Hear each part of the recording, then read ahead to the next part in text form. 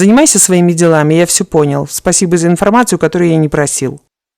Наташа покраснела, что-то пробормотала себе под нос и быстро спряталась за экраном монитора.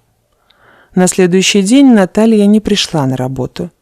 Никита испытал странную смесь чувств – тоски и стыда. Оказывается, за несколько месяцев работы бок о бок он привык к ее смеющимся карим глазам, к остроумным шуткам и взгляду, излучающему доброту.